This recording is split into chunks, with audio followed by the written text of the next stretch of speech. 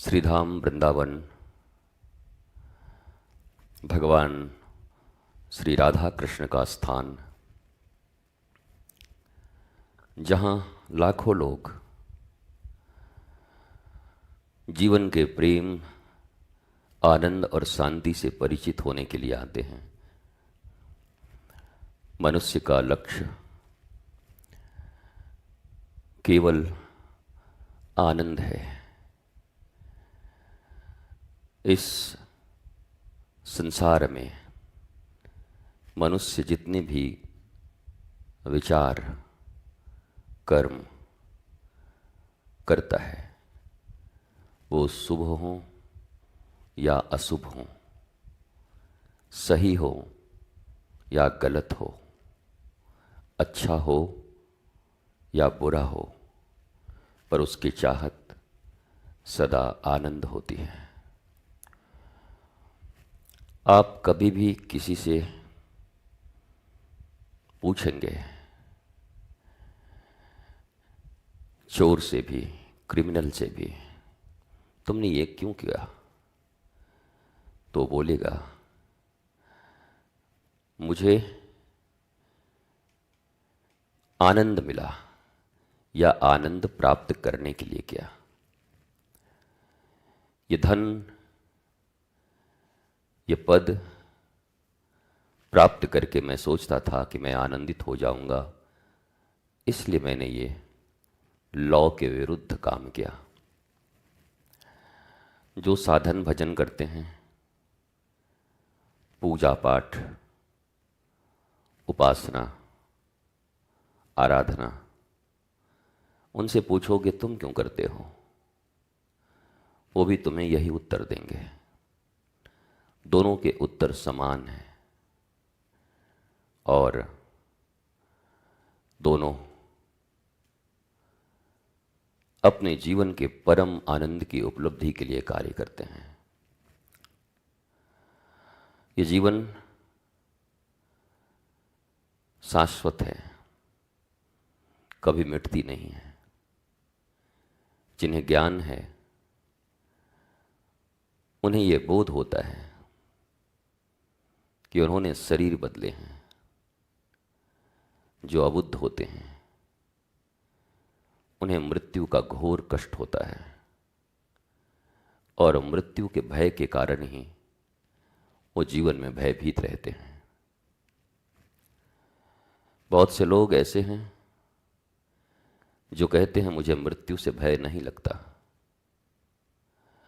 जीवन में किसी भी वस्तु के छिन जाने का डर मृत्यु का ही तो डर है। मृत्यु क्या करती है? मृत्यु तुमको छीन लेती है। जो तुम स्वयं को अभी जानते हो वो मिट जाता है। वैसे ही कोई भी वस्तु जिसे तुम बहुत चाहते हो, वो छिनना मतलब उसकी मृत्यु होना है, मर जाना है। मनुष्य के भीतर जितने भी तरह के भय हैं, उन सब भय का मूल मृत्यु ही है। ये मृत्यु के छोटे छोटे रूप हैं। आदमी का छोटे छोटे चीज़ों में आसक्त रहना, बचाए रखने के लिए हैरान परेशान रहना, अपनी अबुद्ध मति के अनुसार ये सोचना कि सब मेरा है और सब कुछ मैं बचा कर रख सकता हूँ, पर ऐसा होता नहीं है। एक एक क्षण हम सब मृत्यु की ओर बढ़ते हैं। विज्ञान भी कहता है, बायोलॉजी, कोशिकाएं मर रही हैं, हम मर रहे हैं। इस भय से कैसे मुक्त हो सकते हो? भले ही तुम इसे मृत्यु नहीं जानते, पर मन के गहरे तल में ये मृत्यु का भय ही तुम्हें सदा भयभीत किए हुए है। जिन्हें भय नहीं होता, अर्थात जो आध्यात्म को जी रहे होते हैं, वो अनासक्त होते हैं। उन्हें आप कभी भयभीत नहीं देखोगे। कौन मिला, कौन छूटा, क्या आया, क्या गया, उन्हें इन बातों में कोई भय नहीं होता है। वो जीवन को वर्तमान जीवन समझकर आनंद के साथ, जागरण के साथ, बोध के साथ जीते रहते हैं। सत्संग हमें जागरण ही देती है। बुद्ध पुरुष के वचन, बुद्ध पुरुष के कर्म, बुद्ध पुरुष को फॉलो करना। जब मैं बुद्ध पुरुष कहता हूँ तो उनके लिए कहता हूँ जो संत, ऋषि, महर्षि, गुरु, सद्गुरु, भक्त, बुद्ध, जागृत महापुरुष, इनमें कोई अंतर नहीं समझते। जिनके जीवन में साधु, संत, गुरु, सद्गुरु, बुद्ध, जागृत पुरुष, बोधवान, ये सब केवल शब्द हैं। लगता है ये लोग अलग अलग हैं। उनके लिए अभी नए लेसन की, प्राथमिक लेसन की ज़रूरत है। नर्सरी और प्रिपरेटरी के क्लास में उन्हें बैठने की ज़रूरत है आध्यात्म की। परंतु जिनके ये समझ में आ चुका है कि वास्तव में किसी भी विधि से अचीवमेंट बस एक ही है, how to become a Buddha. मुझे बोधवान, ज्ञानवान कैसे बनना है। जीवन के जितने भी ये तरीके हैं, ये जितने भी मार्ग देख रहे हो, ये जितने भी मंदिर देख रहे हो, जितने भी गुरु देख रहे हो, जितने भी तुम्हारे जीवन में रिचुअल्स हैं, जितने भी उत्सव हैं, जितने भी उपासना की पद्धतियां हैं, जितने भी आराधना, पूजा, ये जितना जो कुछ तुम देखते हो, इन सब का परिणाम बस एक है।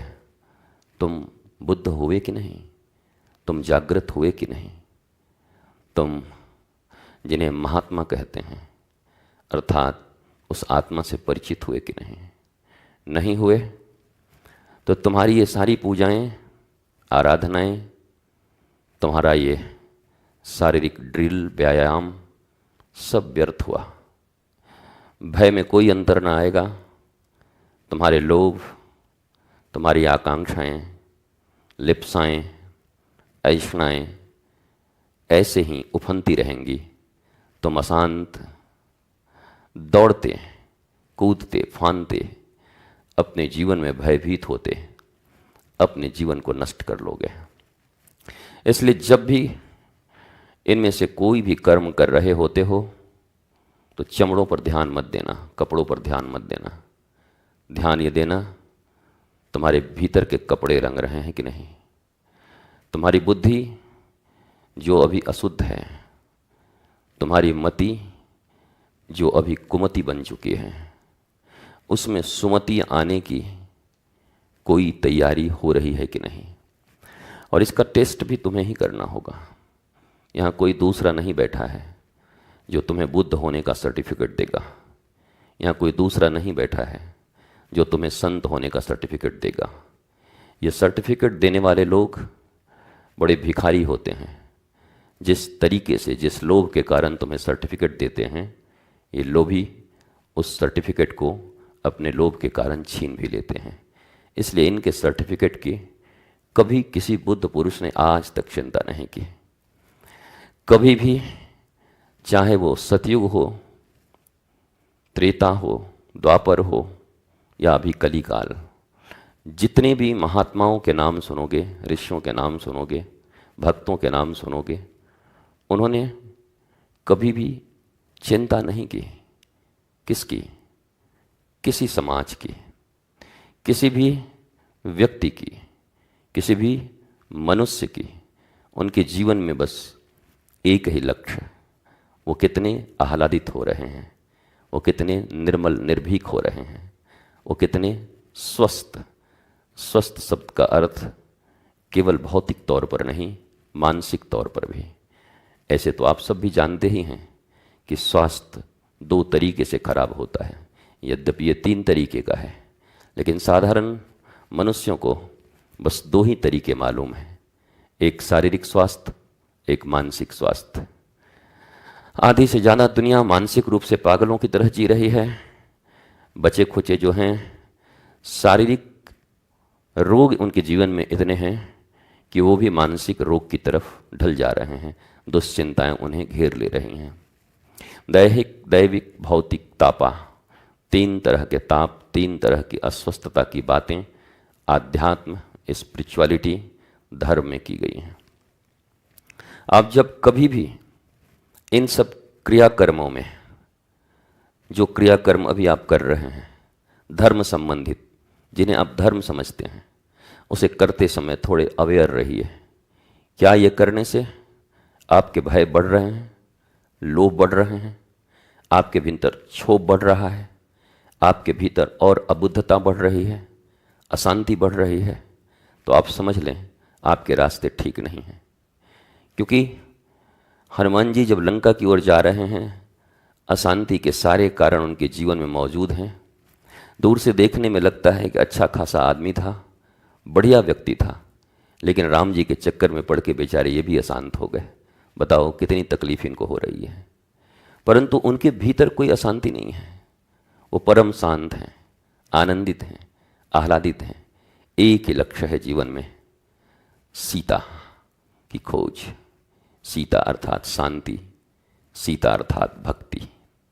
यहाँ ब्रज में भी राधा रानी को भक्ति स्वरूपा कहा गया है। राधा रानी कौन है? भक्ति ही तो हैं।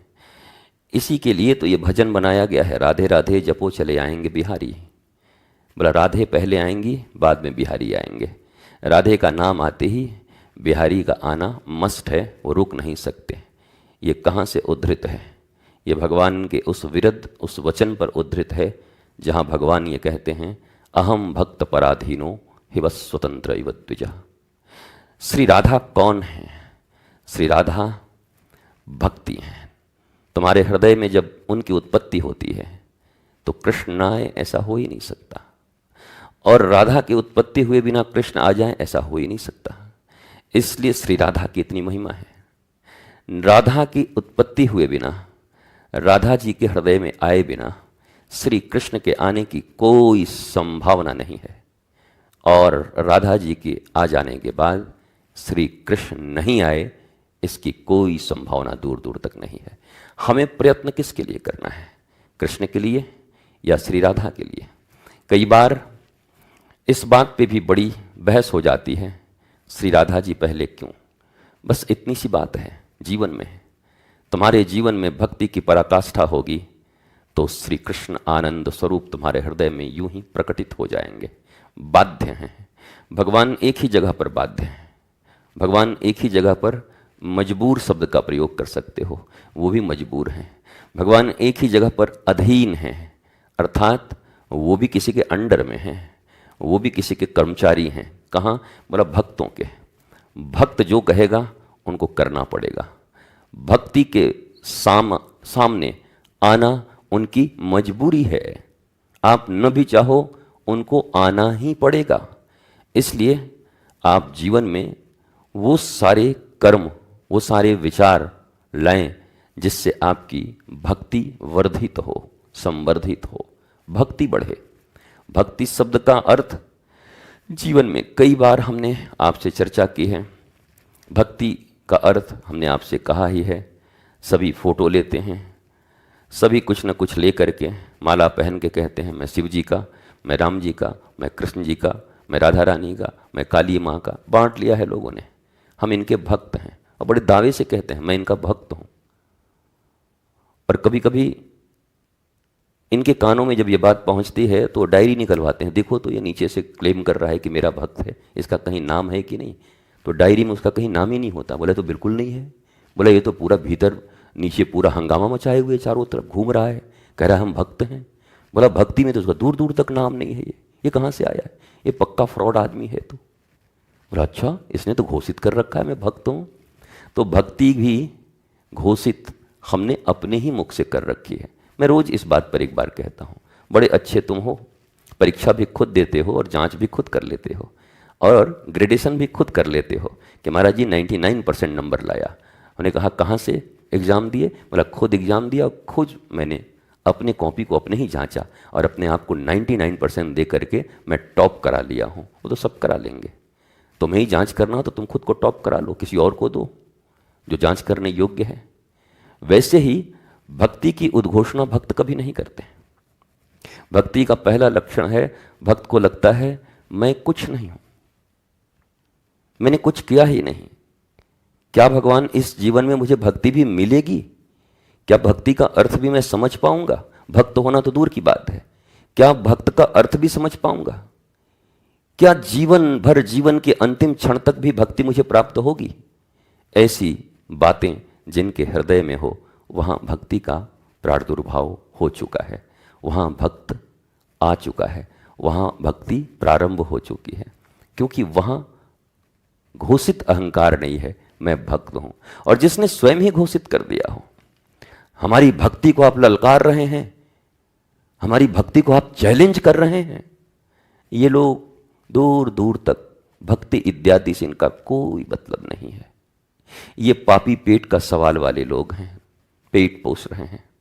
कहीं ना कहीं पेट से इनका संबंध है, कहीं ना कहीं पेट भरा हुआ है, थोड़ी बहुत प्रतिष्ठा इनको चाहिए, उच्छिष्ट प्रतिष्ठा, उसके लिए ये कर्म करते हैं। पर भक्ति का आनंद, भक्ति का आह्लाद इनके जीवन में वो उस शब्द का प्रयोग करो नसीब नहीं हो सकता, कभी इनको नहीं मिल सकता। इसलिए तुम भी जब भक्ति के पथ पर बढ़ो और तुम्हारे जीवन में ऐसे फेक रियलाइजेशन आने शुरू हो तो समझ लो तुम्हारा अहंकार अभी भी तुम्हारे सिर चढ़कर बोल रहा है, तुम्हारी अज्ञानता अभी भी तुम्हारे सिर चढ़कर बोल रही है। तुम अभी भी ज्ञान के सीमा के आसपास भी नहीं आए हो, तुम अभी भी भक्ति के राजद्वार के समक्ष भी नहीं खड़े हो। प्रवेश की बात तो अलग है, अभी भी तुम उस राजद्वार के सामने खड़े नहीं हो। इसलिए भक्ति शब्द और भक्त होना, इसके लिए मनुष्य को प्रयत्न एक बार ही प्रारंभ करना चाहिए कि मुझे जीवन में भक्ति प्राप्त करनी है। उसके बाद कितना हुआ वो माप कर नहीं देखना चाहिए, कभी नहीं करना चाहिए। तुम टेस्ट मत करो, तुम कैरी ऑन। तुम्हारे गुरु ने, शास्त्रों ने, ऋषियों ने जो बताया है तुम करते चले जाओ। तुम्हारा आनंद, आनंद बेशर्त आनंद, आनंद शर्तों पर नहीं। शर्तों पर मिला हुआ कोई भी चीज आनंद नहीं होता, शर्तों पर मिला हुआ चीज सुख होता है। सुविधा है तो सुख की अनुभूति होगी, सुविधा हटेगी तो दुविधा बढ़ जाएगी।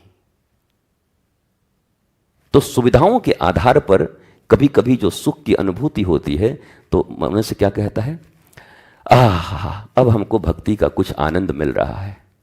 कुछ बढ़िया पैसा रुपया दे करके भगवान के दर्शन की व्यवस्था कर ली मंदिर में, और वहां पहुंचे, सब धक्के खा रहे हैं और हम बीच पीछे वाली लाइन से पहुंच गए तो क्या कहते हैं, आज भगवान ने हमारी सुन ली, अब भगवान की भक्ति तो आज दर्शन बड़ा दिव्य हुआ, बिहारी जी ने हमको बड़ा दिव्य दर्शन दिया। वो तो तुम्हारे बाप दादा ही समझेंगे कि कितना तुम्हारा दिव्य दर्शन हुआ है, और तुम भी समझोगे कितना दिव्य दर्शन हुआ है, उसका प्रभाव कितना है, कितने दिन तक रहेगा। लौट के बुद्धू घर को आए, वहाँ से निकलोगे नहीं कि सास बहू में लड़ाई शुरू हो जाएगी, वहाँ से निकलोगे नहीं कि एक फ़ोन आएगा कि तुम्हारे बिजनेस में इतना घाटा हो गया, वहीं हाय करके गिर जाओगे। क्या बिहारी जी यही आने से मिला? हे भगवान, आपके द्वार पर आकर के मुझे यही सूचना मिलनी थी, मैं बर्बाद हो जाऊँ, इसी यमुना जी में कूद के ख़त्म हो जाऊँ, बता दो तो। अब भगवान भी किसी की कुछ नहीं सुनते, और तुम्हारी भक्ति कहाँ गई? भक्ति तो अहेतुकी होती है, अप्रतिहता होती है। भगवान ने कहा सवै पुंसाम परो धर्मो यतो भक्तिर अधोक्षजे अहेतुक्या अप्रतिहता ययात्मा संप्रसीदति। भगवान ने कहा कि भक्ति सदा अहेतुकी होती है, कॉजलेस, कारण नहीं है, बिना किसी कारण के। और कारण से भक्ति टूट जाए तो मैं तो कहता हूं कारण से ये तुम्हारे जो संबंध हैं, रिलेशन का जो सिप है, छेद ही छेद जिस सिप में है, हर जगह डूब रहा है, बात बात पे डूब रहा है, वो तो रिलेशनशिप भी नहीं है। फिर भक्ति कहां से आ गई? भक्ति तो अहेतुक, क्या कॉजलेस, अप्रतिहत, जहां पर बाधा कभी भी उस भक्ति के मार्ग को या भक्ति के प्राप्ति को प्रतिच्छन्न नहीं कर सकती, उसी को भक्ति कहते हैं। हम तो इतनी भक्ति कर रहे थे महाराज जी, और हमारे जीवन में इतना भक्ति था, लेकिन हम क्या कहें, हमारी सारी भक्ति इसी ने खा ली। वाह, भक्ति सीता हैं, भक्ति राधा हैं, उनको कौन खाएगा? तुम्हारी भक्ति क्या पूतना थी क्या, कोई खा गई उसको? कौन सी भक्ति थी तुम्हारी? ये अपने मन के उपजे हुए कल्पनाओं को ही भक्ति का नाम देते हैं, और कांच के ग्लास की तरह इनकी भक्ति टूटते रहते हैं। कोई थोड़ा सा ठोकर दिया कि नहीं कि इनकी भक्ति टूट गई, यह भक्ति नहीं हो सकता। एक काम जरूर कर सकते हो, भक्ति पर तुम जैसे हम जैसे अबुद्ध लोग भी कृपा कर सकते हैं। कम से कम भक्ति न कह के भक्ति को बदनाम न करो, ताकि जो सच्ची भक्ति कर रहे हैं उनको भक्ति से चिढ़ न हो जाए तुमको देख करके कि अगर भक्ति ऐसी होती है तो हमें नहीं करना है। न करो ऐसी बातें, इसे भक्ति नहीं कहते। जब शास्त्र कह रहा है तो क्या अप्रतिहता, बिना किसी हेतु के, कोई हेतु होना ही नहीं चाहिए भक्ति में। जैसे चैतन्य महाप्रभु के इस श्लोक को आपने पढ़ा होगा, आश्लिष्यम व पादरताम विनष्टुमाम। क्या कह रही हैं गोपियां वहां पर, ए ठाकुर जी अब हम क्या करें, अब तुम हमको गले लगाओ, चाहे हमको दूर हटाओ, चाहे हमको प्रेम से भक्तराज कहो, चाहे हमको चोर कहो, चाहे ठाकुर जी जो करना है, जो नहीं है कुछ तुमको भी पता है, उनको गले लगाओ और हमको लात मारो, पादरताम विनष्टुमाम। पर क्या करें, मेरे प्राणनाथ तो तुम ही हो, हम कहीं जाने वाले हैं नहीं। इसको भक्ति कहा महाप्रभु ने। ये भक्ति है, कॉजलेस, कोई बाधा जिसको रोक नहीं सकती। मुझे ताज्जुब है, आश्चर्यचकित होता हूं। साधारण दुनिया में, साधारण संबंधों में, ये शरीर के संबंधों में भी इतना टॉलरेंस होता है, इतनी अंडरस्टैंडिंग होती है कि बड़ी बड़ी बातों पर भी रिश्ते नहीं टूटते हैं इस साधारण संसार में। और हम जिस अलौकिक रिश्ते की बात कर रहे हैं, वहां छोटे छोटे कारण उसे तोड़ देते हैं, और फिर भी हम उसे भक्ति का नाम देते हैं। यह विचारणीय प्रश्न है। कम से कम आप लोग अगर भक्ति करना चाहते हैं तो आप इस पर जरूर विचार करना। जीवन में आइडियल पक्का हो, आइडियल, लिविंग आइडियल, इसके बिना संभव नहीं है कुछ भी। जिंदा चाहिए, जिंदा। वो नियंत्रित करेगा तुम्हारी जन्म जन्म के दुष्प्रवृत्तियों को। कई बार तुम्हें लगता है तुम सतपथ पे चल रहे हो, बट कौन कह रहा है? तुम कह रहे हो कि मैं सतपथ पर चल रहा हूं। पर कोई वो आइडियल, कोई वो महापुरुष उस चरम परम तक पहुंचा हुआ, वो नहीं कह रहा है। वो कह they carry on, carry forward, चलता जा, ठीक है, बढ़िया है, बहुत अच्छा मार्ग है, तुम समझो तुम भक्ति के मार्ग पर हो। कई जगह साधक ऐसे ही टूटते हैं, जहां वो चौराहे पर खड़े हो जाते हैं आकर, उनको पता ही नहीं होता क्या करना है। अजामिल जैसे लोग जो इतने कर्मकांडी, इतना यज्ञ इत्यादि में, एक भक्त का आजकल क्या लक्षण होता है? माता पिता का बात सुन रहा था, गुरु की बात सुन रहा था, रोज हवन करता था, पूजा करता था, भगवान की सेवा करता था, सब कहते थे वाह वाह वाह वाह, अजामिल जैसे भक्त कोई नहीं मिलेंगे। पर एक छोटी सी ठोकर में अजामिल की भक्ति जो थी ही नहीं, वो केवल चल रहा था, समझ डेवलप नहीं हो रही थी। एक आकर्षण ने चूर चूर कर दिया, उनके जीवन को समाप्त कर दिया। अजामिल जैसा महान खटरागी, महा दुर्जन इस पृथ्वी पर फिर ढूंढने से तुम्हें नहीं मिलेगा। इतनी दुर्जनता की उसने। साधु संत आवे तो मार के पीट के भगा देवे वहां से, है भाग जाए यहां से। जबकि वो बच्चा इतना प्यारा था, साधारण ये संसार के नियमों को पूरा कर रहा था। महाराज जी इसको 3-4 मंत्र याद है। बोला ना ओम भूल भूल भूल छोल छोल छोल छोल। जो तुम्हारे बच्चे हैं ओम भूल भूल छोल छोल करते रहते हैं, 2-4-5 साल के हो जाते हैं, 2-1 मंत्र सिखा देते हो। महाराज जी बड़ा सुंदर ये मंत्र कहते हैं, बोलो ओम भूल छुलवा तस्बीतु बलिया किलोशील कुल।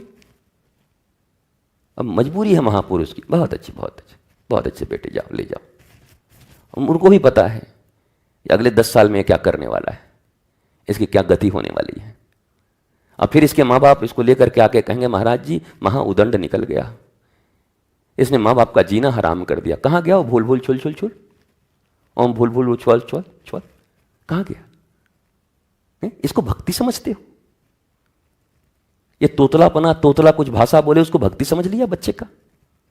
महाराज ये बच्चों में भगवान होते हैं। मैं भी तो कह रहा हूं बच्चों के भीतर भगवान के प्रकट होने की संभावना होती है, लेकिन बच्चे की मां ही ताड़का निकल गई है और पूतना निकल गई है और शूर्पणखा निकल गई है और बाप हिरण्यकश्यपु निकल गया है, तो बेचारा बनेगा कैसे भक्त?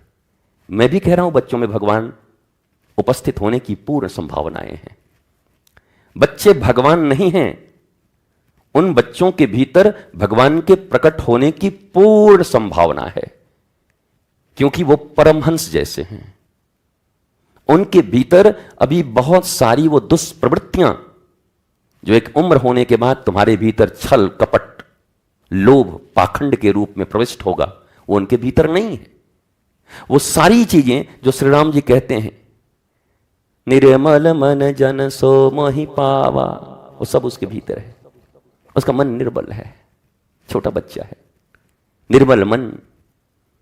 कोई छल नहीं है उसके जीवन में, कोई छिद्र भी नहीं है उसके जीवन में। और इस बात का प्रमाण प्रहलाद और ध्रुव हैं। छोटे से बच्चे हैं, भगवान प्रकट होने की पूरी संभावना है और हो गए दोनों के जीवन में, दोनों के जीवन में प्रकट हो गए। प्रहलाद और ध्रुव भगवान नहीं है, भगवान को प्रकट करने की संभावना उनके भीतर ही, अब वो भगवान हो गए, भगवत्ता उनके भीतर आ गई है। वो सारे सदैश्वर्य संपन्न गुण जिनकी प्राप्ति की जा सकती है उन्होंने किया। पर भारतीयों ने क्या सीखा? महाराज जी बच्चे भगवान के रूप होते हैं तो बैठ के पूजा करो। कितने वर्ष तक करोगे? बस महाराज जी 10-12 साल के बाद तो हमारा बात ही नहीं सुनेगा, तो उतने साल तक करो, बिठा के पहना दो कपड़े भगवान के, पूजा करो, भगवान के रूप होते हैं। तो ये दुनिया में एक भी ऐसा रावण पैदा हुआ है जिसके दादा दादी और माता पिता ने उसे भगवान न कहा हो? गोपाल हुआ है महाराज जी, बधाई हो, घर में लड्डू गोपाल हुए हैं, लड्डू गोपाल हुए हैं कि रावण का बाप आया है। हिरण्यकश्यपु का भतीजा तो नहीं आ गया? चिंता किए कभी?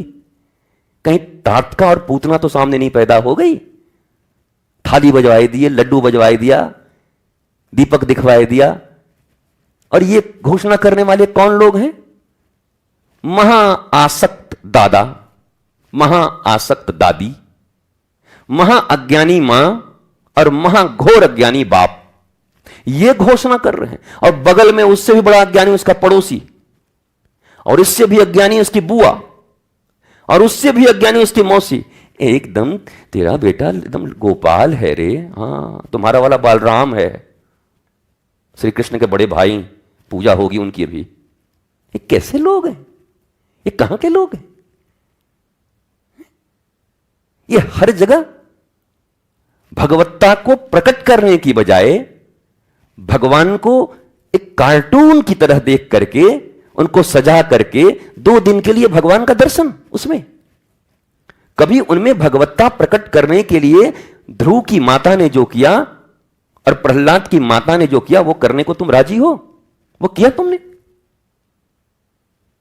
प्रहलाद की माता ने संपूर्ण रूप से गुरुदेव नारद भगवान के शिक्षा और सत्संग के ऊपर अपने जीवन को पूर्ण रूप से समर्पित कर दिया, 100%।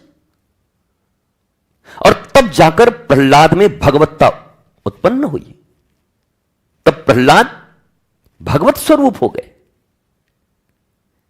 ध्रुव की माता 5 वर्ष की आयु में उन्होंने अपने पुत्र के भीतर भगवत्ता उत्पन्न होने के जब लक्षण देखे तो 1 सेकंड भी अपने भीतर में उन्होंने कोई आसक्ति नहीं रखा। 1 सेकंड में कह दिया तू जा और जाकर के तपस्या कर, तुझे जरूर हरि मिलेंगे, मुझे पक्का विश्वास है। क्या वो साहस तुम्हारे भीतर है? क्या वो साहस तुम्हारे दादा दादी बुआ फूफा काका नाना नानी तुम स्वयं दिखाने को राजी हो? नहीं हो। लेकिन कुछ दिनों का सपना देखने और दिखाने वाले ये अज्ञानी लोग तुम्हें बैठे भी हैं। यही धतूंगा छाप बोलने वाले भी लोग बैठे हैं। आपका बच्चा भगवान है, ये जो बोल रहा है वो भी है, पता हमको क्या पता, बोलने वाला भी वो बता रहा है भगवान है। ये बोलने वाला भगवान खुद ही माल पानी के चक्कर में पड़ा हुआ है, अधिक से अधिक माल पानी आ जाए। एक भगवान इधर पड़े हैं, एक भगवान वहां पड़ा है। नकली भगवानों की भीड़ आ गई है। तुम्हें असली की खोज करनी चाहिए। आज इतने भी मिलावट के जमाने में तुम कोशिश जरूर करते हो कि असली देसी घी कहीं मिल जाएगा क्या? ऐसे गांव की गैया जो एकदम देसी घी वो मिल जाता ना। मिलेगा माई 5,000 रुपए किलो, रहने दीजिए, मिलावट वाला ले आइए 500 रुपए वाले। तुम्हारी हैसियत नहीं है खरीदने की, औकात नहीं है तुम्हारे पास, इसलिए तुम मिलावटी खा रहे हो। असली खरीदने में कीमत तो बहुत लगेगी। तो असली भगवान भी भगवत्ता को भी अपने भीतर उत्पन्न करने में कीमत तो बहुत वसूली जाएगी। इतना बेमोल नहीं मिलता, वो अनमोल है उसका नाम। बेमोल तुम नहीं खरीद सकते। भगवान तो सबके लिए बराबर है ना महाराज जी, भगवान भेदभाव नहीं करते ना महाराज जी। भगवान नहीं करते, तुम कर रहे हो। भगवान ने तुमको अवसर दिया, अवसर प्राप्त सत्संग, तुमने अवसर का लाभ नहीं उठाया। वो भेदभाव नहीं कर रहे हैं, वो समान रूप से ही हैं। वो वर्षा की बूंदे कहते हैं स्वाति नक्षत्र में चकोर पान कर रहा है, कहीं पड़े तो विष बन जाता है और कहीं पड़े तो मोती और सीप बन जाता, सीप में पड़े तो मोती बन जाता है। वर्षा ने तो कोई भेदभाव नहीं किया, पर यह कुपात्र बैठा हुआ था नीचे, महाकुपात्र। वर्षा ने कब भेदभाव किया? गुरु ने कब भेदभाव किया? ज्ञान ने कब भेदभाव किया? तुम्हारी कुपात्रता ने तुम्हें उस जगह पर ले जाकर खड़ा कर दिया जहां के योग्य तुम जन्म ही लिए थे। क्योंकि इतना सहज भी तो नहीं है कि सबको मिल जाए। सब घट मेरा साइया खाली घट नहीं कोई, पर बलिहारी वा घट की जहां कहीं कहीं किसी किसी युग में किसी किसी के भीतर प्रगट होए। इतना सहज थोड़ी है, इतना आसान थोड़ी है। Don't use your mobile phones, otherwise go out from here. आप अपने मोबाइल का प्रयोग बिल्कुल न करें। ये कोई कैफे सेंटर नहीं है, आपने यहां कोई दाम नहीं दिया है, आपके लिए कोई बालकनी के टिकट यहां रिजर्व नहीं किए गए हैं। बिल्कुल आप यहां से उठें और वापस चले जाएं। यहां बैठने का आपका अधिकार नहीं है। मोबाइल फोन को छोड़कर, मोबाइल को ऑफ करके अगर आप इस सीमा में प्रवेश करना चाहते हैं तो आपका स्वागत है। और आप कार्यकर्ताओं को भी ये अंतिम चेतावनी है। यहां जितने भी साधक रहते हैं, ये अंतिम चेतावनी है आज आपको। आज के बाद आपने अगर रिश्तेदारियां निभाई, आपने अगर इन चीजों को नहीं देखा, तो ये तो बाद में जाएंगे, पहले तुम जाओगे यहां से। तुम्हारा जाना उसी समय तय हो जाएगा इस स्थान से। इस दर पर दोबारा तुम नहीं रह पाओगे। ये बड़ी स्पष्ट तौर पर तुम्हें सार्वजनिक रूप से कह रहा हूं। जो लोग फोन सामने रखकर बार बार फोन को ऐसे देखकर बेचैन और व्याकुल हो रहे हैं, कहां से व्हाट्सएप आया, कहां से आया, आप बिल्कुल इस जगह को अपवित्र मत करो। आपके अपवित्र करने के लिए यह दिव्य श्री लाडली निकुंज धाम नहीं बनाया गया है, आनंदम धाम नहीं बनाया गया है। इसके लिए यह समय, जिस समय पर यहां प्रेम प्रवाह हो, ज्ञान प्रवाह हो, आपके इसकी अशुद्धि के लिए जगह नहीं बनाया गया। Whoever may be you are, आप कितनी भी मेरे नजदीक हो, मेरे से नजदीकी का दम्भ भरते हो, कितनी भी बड़े आदमी हो, आप बाहर ही रख करके आना। चूंकि मेरे कार्यकर्ता, यहां के साधक इसे करवाने में अक्षम और असमर्थ रहे, इसलिए मुझे ये कठोर भाषा आपको बोलनी पड़ी। अगर ये इसे पालन कराने में समर्थ होते तो मुझे कभी भी कठोर भाषा बोलने की आवश्यकता नहीं होती, जो अक्सर कोई भी संत नहीं बोलते, क्योंकि उनके जो फॉलोअर्स हैं वो खुद इतने कठोरता से उसका पालन करा लेते हैं, विनम्रता से करा लेते हैं कि उनको बोलने की जरूरत नहीं होती। मैं उम्मीद करता हूं कि आप यहां जब भी कदम रखेंगे, इस ब्रजधाम वृंदावन की भूमि और किसी भी आश्रम में, कहीं संत के पास, गुरु के पास, जहां आप ज्ञान प्राप्ति और भक्ति की आशा से जा रहे हैं, जहां भगवत्ता की आशा आपके हृदय में हो, वहां पर आप बिल्कुल सावधान होकर के जाएंगे, अवेयर होकर के, जागृत होकर के, बेहोश होकर के नहीं। और ये अगर आप पालन कर पाएंगे तभी आपका वृंदावन आना या अपने गुरु के आश्रम जाना या कहीं भी जहां आप जा रहे हो आपका सार्थक और सफल हो सकता है। अदरवाइज आप एक मीना बाजार में आए हो बस, और कुछ नहीं है। यहां आए, घूमे फिरे, निकले, अपनी अशांति यहां छोड़कर जाओगे। तुम्हारे भीतर बहुत अशांति है, तुम्हारे भीतर बहुत अपवित्रताएं हैं, और मैं भी चाहता हूं कि ये रिचार्ज सेंटर है, तुम छोड़ो यहां पर।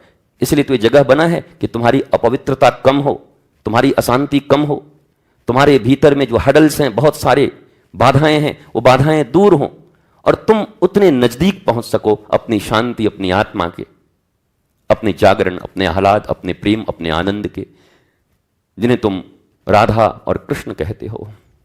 इनके नजदीक पहुंचने का, नियरेस्ट एंड डियरेस्ट होने का तुम्हें अवसर मिले। इसके लिए तुम्हें इसका पालन अवश्य करना होगा। कभी भी इस संसार में आप छोटी से छोटी जगह पे जाते हैं, ये साधारण चीजें हैं। आज हमारी सेंड्रा से बातचीत हो रही थी, हम चर्चा कर रहे थे। हमने कहा कि जब हमारे सामने लोग बैठे होते हैं तो हम उनके स्टैंडर्ड देख करके बोल रहे होते हैं, इसलिए कई बार गंभीर विषयों पर बोलना हमारे लिए संभव नहीं हो पाता। और जिस दिन मुझे गंभीर बोलने का मन होता है, मैं शटर डाउन कर देता हूं, फिर बाहर के लोगों को नहीं देखता, शटर डाउन करके मस्ती में आंखें बंद करके अपना बोलता रहता हूं। क्योंकि फिर जो सामने बैठे हैं उनके चित्त की जो अवस्थाएं हैं, अगर वो नर्सरी का विद्यार्थी बैठा है तो फिर नर्सरी की भाषा में ही बात करनी पड़ती है। अगर वो पहले क्लास का विद्यार्थी सामने बैठा है, काम क्रोध मद मोह लोभ मात्सर्य, आसक्त, अभिमानी, अहंकारी, किसी दूसरे मत को लेके आया हुआ है, तो अवतरण शब्द का अर्थ वही है कि उसके बराबर उतर करके, उसकी भाषा में बात करके उसको थोड़ा सा सीधा किया जा सके। तो हर बार, कई बार इच्छा होने के बाद भी डेप्थ में, आध्यात्म की जितनी गहराई है वहां इच्छा होने के बाद भी नहीं जा पाते। लेकिन ऐसा नहीं कि यहां सुनने वाले सिर्फ तुम हो, वो हजारों लाखों लोग इसे सुनते हैं, पूरे देश और दुनिया में सुनते हैं। आज ही सेंड्रा कह रही थी, आज भी फोन आया, कल भी, कि हम इतना खोल के बैठते हैं बट वो सामने इंग्लिश में वो नहीं आता, तो हमें बस समझ नहीं आता। सो प्लीज उसका ट्रांसलेशन इंग्लिश में होना चाहिए उस चीज का, जिससे हम लोग भी समझ सकते, हम लोग भी देखने के लिए बैठते हैं। तो वो चीजें गहराई से हमें, आप भी गहराई से, आप लंदन जाने को मर रहे हो, अमेरिका जाने को मर रहे हो जीवन में, कहां गए थे? न्यूयॉर्क गए थे, इनका वहां पर दोस्त है ना, तो हम लोग न्यूयॉर्क से आ रहे हैं। न्यूयॉर्क, फिर कहां लौट के आए? बोला वह लौट के बुद्धू घर को आए। तुम स्विट्जरलैंड से आ जाओ, करोगे क्या? तुम्हारे में कोई बदलाव नहीं है। जिसके भीतर में अयोध्या, मथुरा, काशी, कांची, गंगा स्नान और संगम स्नान करने से बदलाव नहीं आया, उसको न्यूयॉर्क जाने से बदलाव आ जाएगा, वो स्विट्जरलैंड जाने से उसका बदलाव आ जाएगा। न्यूयॉर्क, लंदन और सिडनी, ऑस्ट्रेलिया के लोग यहां आ रहे हैं कि जीवन में एक बार भारत आने का अवसर मिल जाए, संगम के तट पर उपस्थित हो जाऊं, एक बार अयोध्या में उपस्थित हो जाऊं। आप देखते हैं बीच बीच में न्यूज चलते रहता है, उसका एलन मस्क के बाप आया तो फलाना का चाचा आया, तो उनकी पत्नी आ गई, तो उनकी दादी आ गई। अरे सबको आना है, दादी हैं चाहे शादी हैं, सबको आना यही है। ये मौलिक स्थान है, ये सनातन है, ये आत्मिक स्थल है भारत, जहां आत्मा से परिचय होता है। तुम पैदा कहीं भी, अफ्रीका के जंगलों में पैदा हो जाओ या स्विट्जरलैंड में पैदा हो जाओ, पर खोज तो तुम्हारी आत्मा की ही है। आत्मा ही तुम खोज रहे हो, आत्मा से ही मिलना चाहते हो तुम। और उसके मिले बिना तुम्हारे भीतर की बेचैनी कभी समाप्त नहीं होती। इसलिए आदमी जन्म भी अशांत होता है और मरते मरते तक भी अशांति में मर जाता है, झाड़ू देखते देखते मर जाता है। हाँ, बंटवारा ठीक से कर देना, उसका शादी कर देना, मेरा बदकिस्मती था, मैं बिना बबीता के शादी देखे जा रही हूं। अरे इतना कविता सविता के देख के जा रही है, बबीता के देखे बिना क्या बर्बाद हो रही है? इतने में तर जाती, इतने में तुम्हारा काम बन जाता। इतने छुन्नू मुन्नू को पैदा कर दिया, इतनों का जनेऊ देख लिया, शादी देख लिया, बर्थडे बना लिए, अब क्या गन्नू के मनाए बिना तुम मरे जा रही हो? तुम्हारा काम नहीं बन रहा है। पर इसकी वासनाएं समाप्त नहीं होती। ये स्ना त्रयी में फंसे हुए लोग हैं। पुत्रेष्णा, बीतेष्णा, लोकेष्णा, ये तीन ही ऐष्णाओं में लोग फंसे हुए हैं। और मरते तक ये आदमी, तुम नहीं चाहते कि तुम्हारे पिता या माता जब इस शरीर को छोड़ें तो एक रेस्पेक्टेड अवस्था में छोड़ें, तुम्हारे नजर में उनका रिस्पेक्ट हो? क्या तुम भी नहीं चाहते? तुम एक अच्छी संतान हो तो तुम्हारी जरूर यह चाहत होनी चाहिए कि मेरे माता या पिता, मेरे दादा या दादी जब इस दुनिया से इस शरीर को पंच तत्व में छोड़कर और एक नए स्थान पर, अर्थात अपने मूल स्थान पर, अपने घर वापस जा रहे हो, तो वास्तव में वो बुद्ध की तरह जा रहे हो। तुम्हारी आकांक्षा कभी नहीं होती, नहीं होती। कई लोगों को रोते देखा है, बाबूजी जाते समय बहुत रो रहे थे, ऐसा लग रहा है नाग सांप आ गया है। इतना फुफकार सुनता हूं कभी कभी, अभी डस लेगा किसी को। दुखी हो तो इसलिए हो कि मनुष्य का शरीर मिलने के बाद भी, इतना बड़ा अवसर मिलने के बाद भी आत्मज्ञानी न हुए मेरे दादाजी। मेरी दादी आत्मज्ञान के बिना ही चली गई, जैसी आई थी वैसे ही चली गई। ये दुख होना चाहिए तुम्हें, और हर माता पिता को भी यही होना चाहिए कि मैंने तुझे जन्म दिया है, परमात्मा ने मुझे निमित्त बनाया है, और शरीर माध्यम खलु धर्म साधनम, मैं वो समग्र चेष्टाएं करूंगा जिससे तुम्हारा यह शरीर धर्म का साधन बन जाए।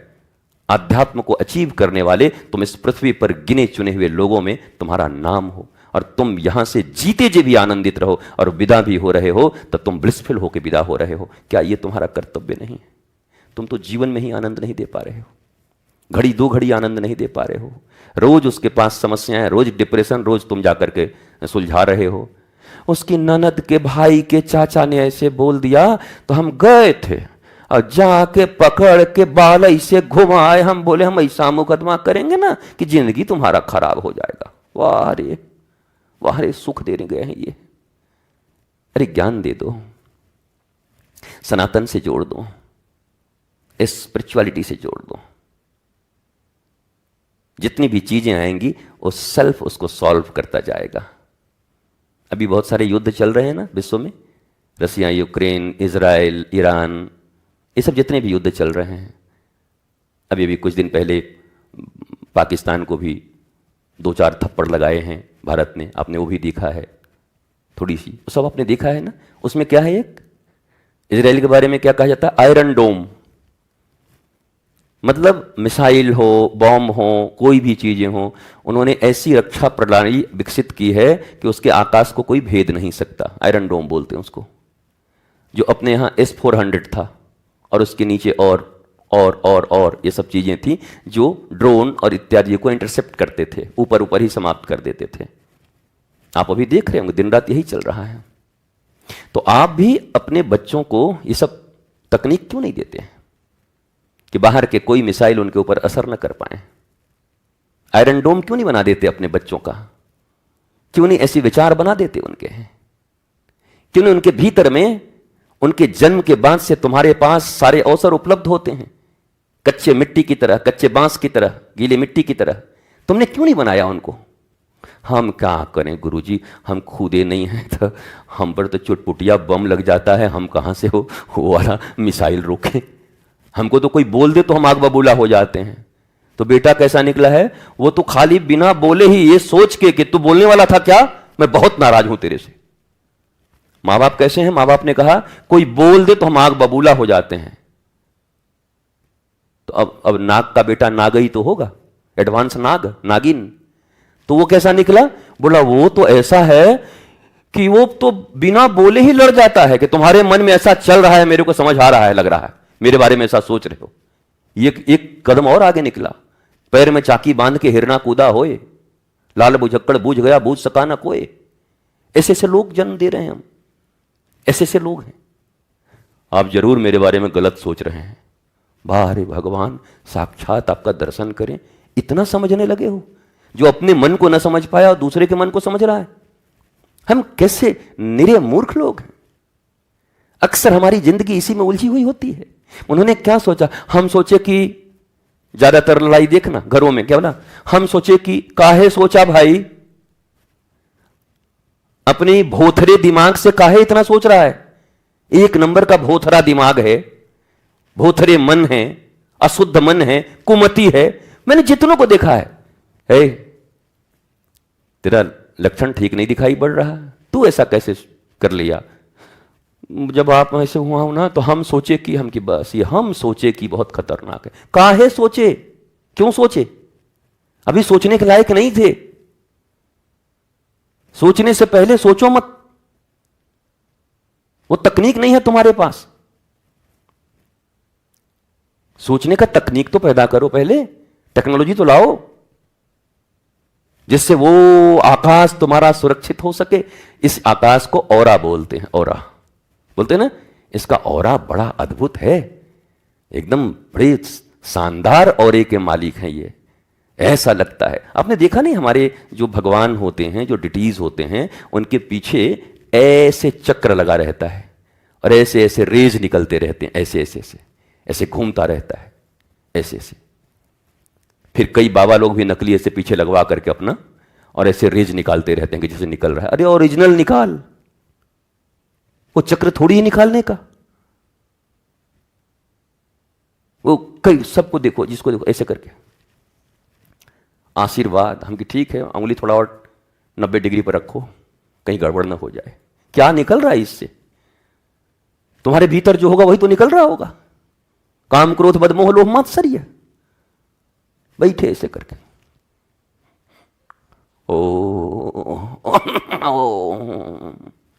दमा ना हो जाए। क्यों करते हो ये सब? बी रियलिस्टिक, रियल बनो, रियल। सत्यमेव जयते लिखा है, सत्यमेव, सत्य मीन्स रियल। फेक में जयते नहीं है, फेक में सत्यमेव। तुम्हारे सारे आइडियाज, सारे अपीरियंसेस, सारी चेष्टाएं फेक हैं। Be a real personality, real. जैसा हूं वैसे ही हूं, नहीं हूं तो कोशिश करो, दिखाओ मत, कोशिश करो। जिस दिन तुम्हारे भीतर से दिखाने की 100% इच्छा वॉश आउट हो जाएगी, दिखावे की, उसी दिन तुम्हारे भीतर पहला प्रतिशत पैदा होगा होने का। अब मुझे होना है, लेकिन हम तो 100% फेक जीवन जी रहे हैं, दिखा रहे हैं। मत दिखाओ, कोई घाटा नहीं है। ये जो लोग देख रहे हैं ना, ये बड़े अनस्टेबल लोग हैं, ये कुछ याद नहीं रखते। तुम सोच रहे हो आज मेरी प्रतिष्ठा पूरी बनी हुई है, चारों तरफ जय जयकार है, अरे ये किसी के नहीं है। तू कौन है, तेरा नाम है क्या? सीता भी यहां बदनाम हुई और तुम यहां प्रतिष्ठा बना रहे हो इस जगत में, इनके बीच में। 1 करोड़ झूठों के बीच अपनी प्रतिष्ठा बनाने में जो झूठे और मक्कारी के परिश्रम तुम्हें करने होते हैं, उससे अच्छा है कि एक अकेला भी कोई सत्यवादी तुम्हें मिल जाए, बस उसकी निगाह में तुम चढ़ जाओ तो तुम्हारा जीवन बन जाएगा। लगो कि परमात्मा की निगाह में चढ़ गए हो। एक की निगाह में चढ़ो, कोशिश करो। ये लाखों करोड़ों की निगाह में तुम कभी नहीं चढ़ सकते। चढ़ोगे 1 मिनट में उतार देंगे सब। चढ़ने में 10 साल लग जाएंगे तुमको। मुंह ऐंठ ऐंठ के कितना लोग अपना बनाते हैं, हाउ आर यू, अब करते करते हो झगड़ा। और जहां क्रोध आया, हमसे बात मत कीजिए, ये तो बहुत बेकार है, इसका मूड बहुत खराब है, तो खतरनाक है। अच्छा, उसका 2-4 साल का मेहनत बर्बाद हो गया। 2-4 साल क्रोध भीतर पी पी के उसने बनाया था अपना। क्रोध आता था, मम्मी जी देखिए, ये जो आपके घर से आते हैं ना, इनका व्यवहार हमको बिल्कुल पसंद नहीं है। मन तो करता है थप्पड़ मार दूं मैं, लेकिन क्या करूं। हाँ भाई साहब। फिर एक दिन एक दिन तो निकल ही जाता है जूता आपकी, अब बिना जूता मारे नहीं छोड़ूंगा, तो पहले दिन से ही कर लेते ना। काहे को इतना अपने आप को दुख दिए? किस लिए इतना फेक जीवन जी रहे हो? किस लिए? वाई? फेक जीवन जीना बंद करो, फेक लोग तुम्हारे आसपास से हट जाएंगे। सिद्धांत लिख लो एक, तुम जिस दिन फेक जीवन जीना बंद करोगे, तुम्हारे सराउंडिंग से फेक लोग हट जाएंगे, और तुम फेक जियोगे तो तुम्हारे सराउंडिंग्स में फेक लोग ही रहेंगे। इसलिए कभी चिंता मत करना, तुम्हारे इर्द गिर्द से लोग जब हटने लगे, जाने लगे, और तुम बिल्कुल अपने गुरु के अनुरूप सत्य के मार्ग पर चल पड़े हो, तो रोज बल्ले बल्ले करना। एक बार पंजाबी भांगड़ा रोज जरूर करना, वो बल्ले बल्ले, आज बल्ले बल्ले। कौन गया? दुखी मत होना, बोला गया। तुमने फेक जीवन छोड़ा, फेक लोग तुम्हारे आसपास से हटेंगे, और इसी के लिए तुम पृथ्वी पर आए हो। मत बचाओ ऐसे लोगों को, सारी जिंदगी दुख पाओगे, अंतिम में भी दुख पाओगे। जितना जल्दी कैंसर से मुक्ति हो उतना अच्छा। शरीर के रोग जितने जल्द समाप्त हो जाएं, एज सुन एज, उतना अच्छा। भीतर के जितनी गंदगियां हैं जितनी जल्दी समाप्त हो जाएं, उतना अच्छा। इसे तुम राधा रानी की कृपा मानो, इसे भगवान कृष्ण की कृपा मानो, वृंदावन की कृपा मानो। तो भक्ति के पथ पर ऐसे निर्भीकता बढ़ती जाए। टेस्ट करने का बस यही एक उपाय है, जब तुम निर्भीक होने लगो भीतर से, कोई भय ना हो तुम्हारे से, बिल्कुल आनंदित रहो। गुरुजी भय तो रावण के पास भी नहीं था। अरे वो तो पत्नी से जाके पूछो, उसके मंदोदरी से। असली बात तो बाहर के लोग नहीं बता पाते, बाहर तो मूंछ लेके सबको ऐंठता चलता है, पर घर वाली बता देगी कि चूहा देख करके गिर गए थे और टांग में मोच आ गई। वो जानती है कि कैसे हैं। मंदोदरी बताती है कि रात भर नहीं सो पाता ये बंदा, उठ करके है राम आया, फिर कोई लंका जला रहा है, हनुमान आया क्या रे। रात दिन बेचारा वही सपना देखते रहता है। इतना डरपोक आदमी था, और लोग उसको कहते हैं रावण जैसा बलवान, खाक बलवान, रात को ठीक से सो नहीं सकता। पत्नी ने राज खोल दिया, ये महाडरपोक आदमी है, तो बहुत डरता है दिन रात। तो टेस्ट यही है, दुनिया तुमको शेर सिंह कहे तो मत मानो अपने आप को, वो तुम्हें खुद महसूस होगा। You can feel it. जैसे आनंद फील होता है, सुख फील करते हैं। बोला I am feeling well, feeling देख नहीं रहे हैं, फीलिंग फील है। वैसे ही फील निर्भयता का, आह्लाद का, ब्लिसफुलनेस अराउंड यू, ये सब फील होगा तुम्हें। ये फीलिंग जब आने लगे, ऐसी निर्भीकता, निश्चिंतता,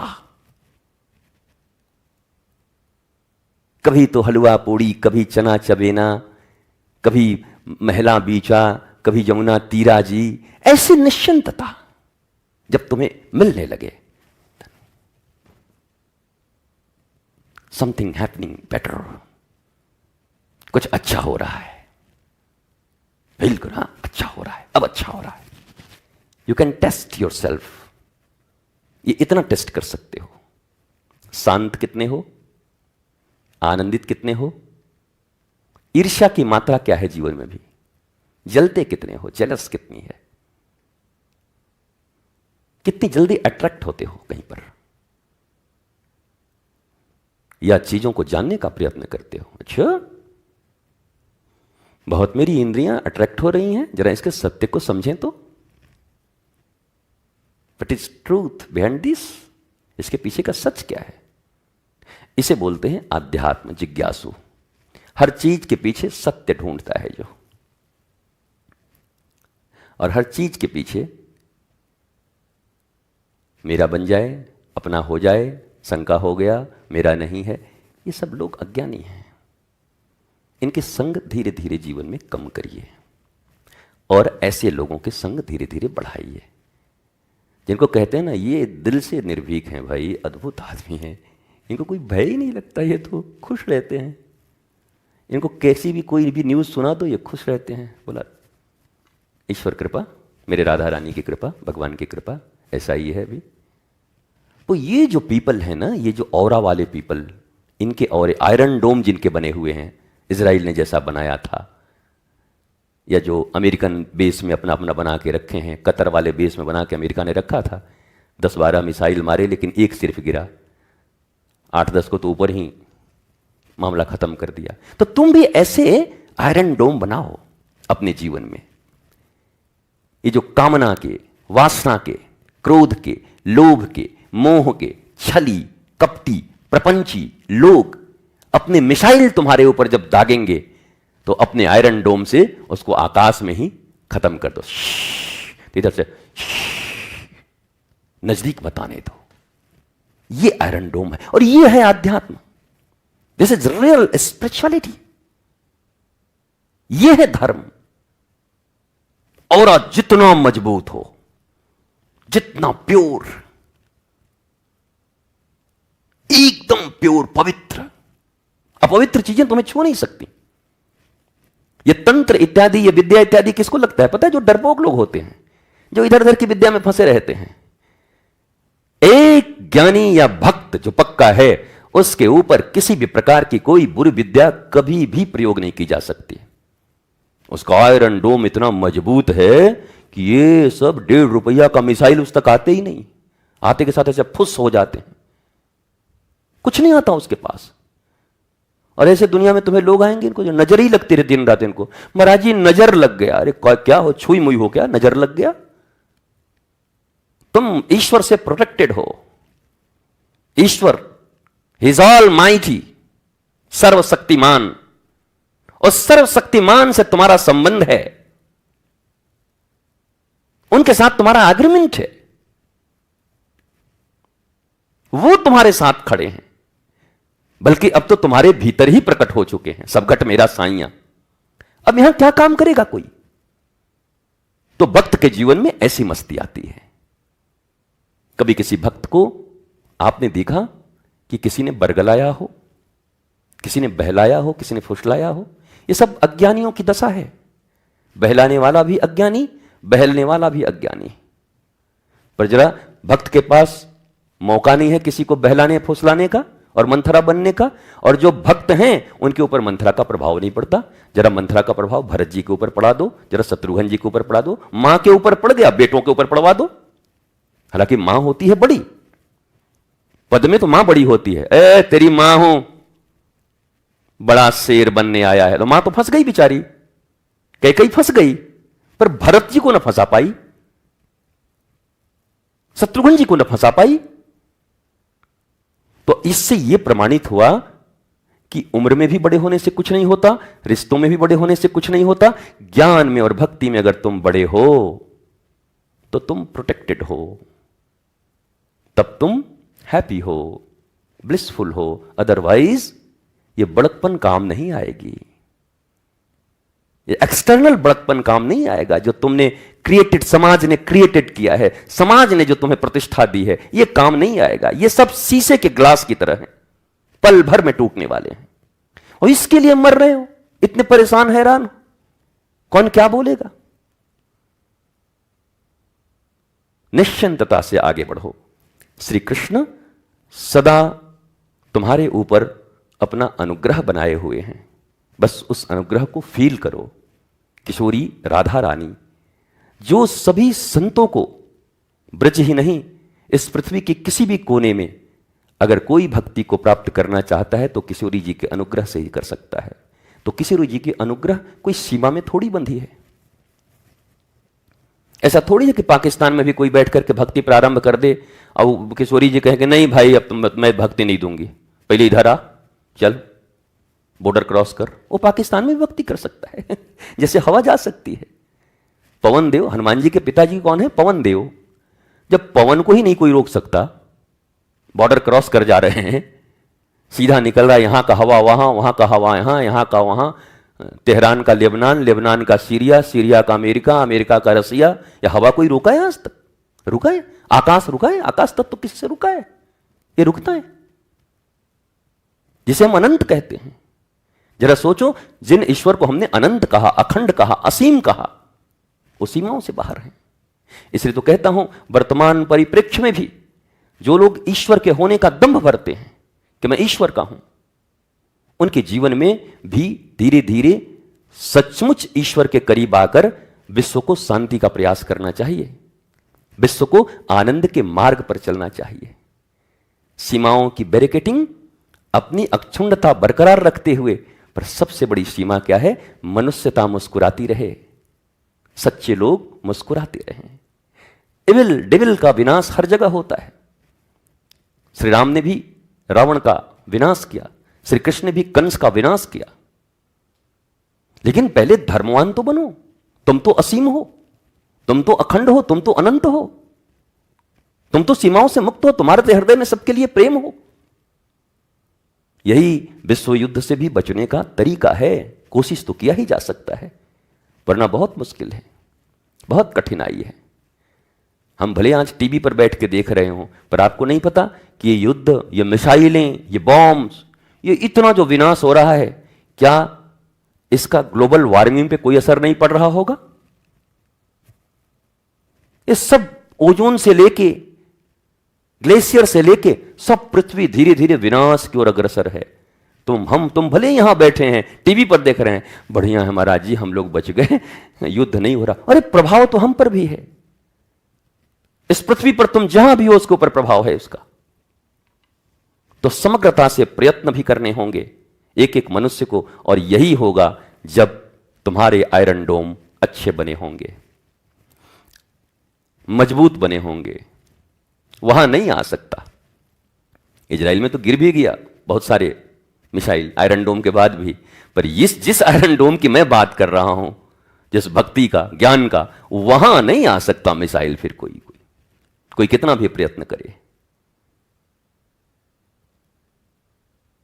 तो भक्त बनने की दिशा में कोशिश करिए, आनंदित रहिए, प्रसन्न रहिए, बहुत ओरिजिनल तरीके से जीने का प्रयास करिए। एंड बी प्रैक्टिकल यार, प्रैक्टिकल बनिए थोड़े। एकदम वो बस हाँ भागे जा रहे हैं भीड़ भाड़ में। भीड़ भाड़ कितने की भीड़ थी? 1 लाख। भीड़ भाड़ अच्छा था, रोज मैं कहता हूं भाड़ कौन था उसमें, इतने भीड़ में? भीड़ शब्द के साथ भाड़ भी कहा जाता है। भाड़ कौन थे?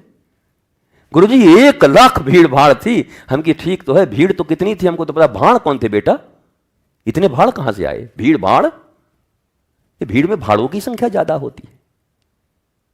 इस भीड़ भाड़ से तुम्हें कुछ नहीं मिलेगा। सिंह की तरह अकेला ही रास्ता बनाना होगा, अकेला। प्रहलाद ने अकेला रास्ता बनाया, ध्रुव ने अकेला रास्ता बनाया, मीरा ने अकेला रास्ता बनाया। मेड़ता साथ देने नहीं आया। मेड़ता की महारानी भली थी, सारा मेड़ता विरुद्ध में पड़ गया था, कोई साथ नहीं देता था। सिंहिनी की तरह अकेला रास्ता बनाया। भक्ति ज्ञान सदा अकेला रास्ता बनाती है। ऋषियों के दिए हुए सूत्र, अपने गुरु का आयरन डोम। और गुरु का आयरन डोम क्या है? गुरु अगर जिंदा है तो फिर शिष्य क्यों शर्मिंदा है? उसको शर्मिंदा तो नहीं होना चाहिए। गुरु जिंदा है तो शिष्य को शर्मिंदा होने की जरूरत नहीं है। अगर शिष्य अभी भी शर्मिंदा कहीं घूम रहा है, इसका मतलब अपने गुरु को मार चुका है। गुरु हैं पर उसने मार दिया है। हम कहते हैं धर्मो रक्षते रक्षिता, धर्म की तुम रक्षा करो, धर्म तुम्हारी रक्षा करेगा। तो किस धर्म की रक्षा करोगे? धर्म क्या है? धर्म कोई आदमी है, कोई व्यक्ति है? उसको पकड़ दिए धर्म, अब हम रक्षा करेंगे इसको, तो चलो इसको बढ़िया प्लेटिनम में कैद कर दो, धर्म की रक्षा हो जाएगी। वेयर इज धर्म? अपने भीतर के धर्म की रक्षा जब तुम करोगे तो यही धर्म तुम्हारी समय आने पर तुम्हारी रक्षा करेगा। अपने धर्म की रक्षा। और धर्म तुम्हारा क्या है? धर्म के 10 लक्षण देख लो, आध्यात्म के लक्षण देख लो। आत्मिक होना, आत्मज्ञान प्राप्त करना, यह है तुम्हारा धर्म। अपने को पहचानना, यह है तुम्हारा धर्म। आनंद से मिलना, यह है तुम्हारा धर्म। इस धर्म की रक्षा करो। तो यह धर्म अगर तुम रक्षा कर पाए तो यह धर्म तुम्हारी रक्षा कर पाएगा। अदरवाइज तुम जो कर रहे हो उसमें थोड़ी कठिनाई नजर आती है। सारे अज्ञानी मिलकर धर्म की रक्षा कर रहे हैं। How is it possible? कोई संभव है? मुझे बताओ जरा। कुछ हो तो बताओ।